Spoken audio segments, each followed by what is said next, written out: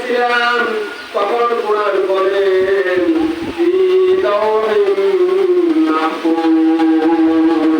আমি আসার আগে লোকের নাম বুঝেছিলাম।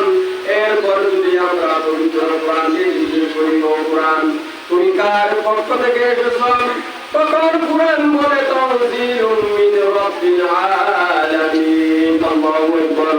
আল্লাহ পাকের পক্ষ থেকে আমি এসেছি।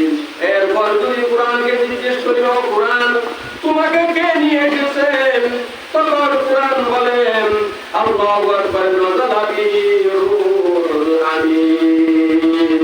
নাযালা বিহি রূহুল আমিন। হযরত জিবরাইল আলাইহিস সালাম আমাকে এসেছেন।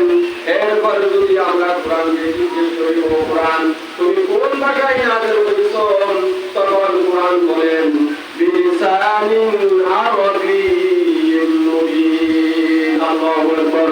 কোরআনের ভাষা হচ্ছে আরবি ভাষা।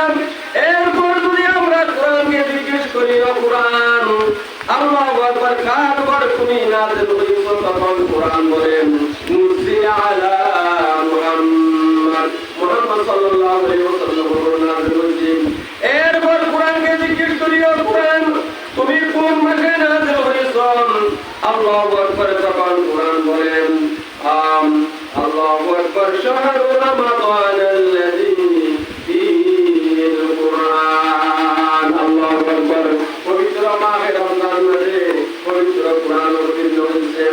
এরপর যদি আমরা কোরআনকে জিজ্ঞেস করি, ও কোরআন তুমি কোন রাত্রে নাযিল করেছ, আল্লাহু আকবার তখন কোরআন বলে ইন্না আনজালনাহু ফী লাইলাতিল কদর।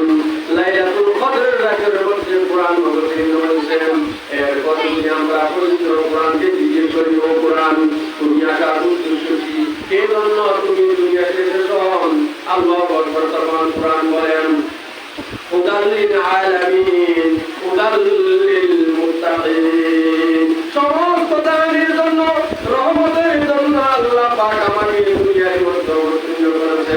সুবহানাল্লাহ। বিশ্বসনে কুরআন খুশি নেমে বাসায়া ফেরদু से मोहल्ला में मकान बनाया। कुरान की लफ्जों में है ये मानो की तासीर